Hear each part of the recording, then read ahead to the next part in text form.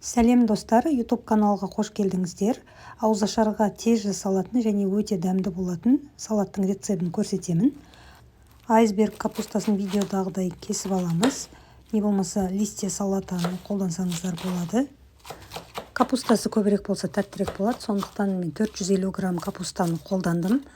Негізі бұл салатты мен 8-10 адамға арнап жасадым, үлкен тысқа. Енді сіздер 4-5 адамдық бір отбасыға онда осының жарты порциясын жасасаңыздар болады. Капустаны турап болғаннан кейін енді огурцыйымызды осындай бөліктерге бөлеміз. Соломка етіп турап аламыз.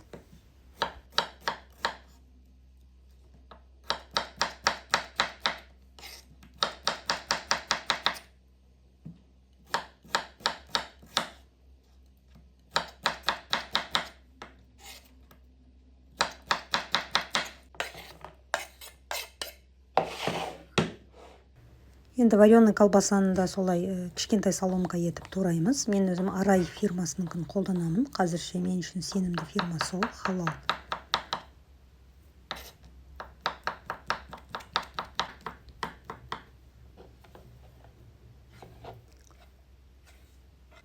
Суға піскен жұмыртқаларды турап аламыз.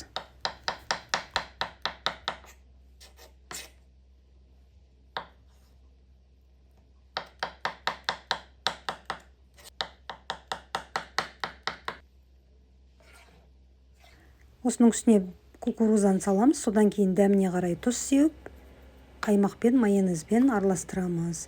Қаймақтың орнына барлығын майонез қолдансаңыздар да болады.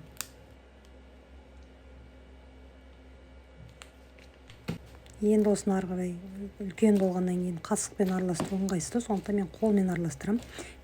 Енді осының астына комментарияға неше түрлі хейттар кетеді, қазір қолмен араластырыпты деген. Бұл тарелканы салып, қонаққа ұсына береміз. Жасалуы өте тез, оңай, бірақ соған қарамастан өте дәмді салат болады. Міндетті түрде жасап көріңіздер. Видео ұнаса лайк басып комментарий қалдыруды ұмытпаңыздар.